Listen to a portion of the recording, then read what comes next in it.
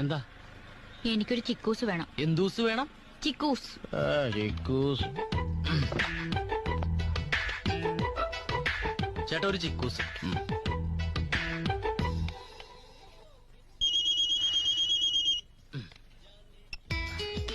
Hello, ഞാൻ കാവേരിയാ.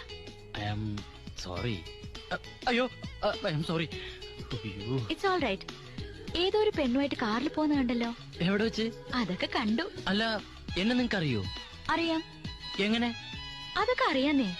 അല്ല, ആരാ പെൺകുട്ടി? അതാണ് ആ പിശാശി. ഞാൻ മാപ്പ് പറയാൻ പോയി പറഞ്ഞില്ലേ, ആ പിശാശി.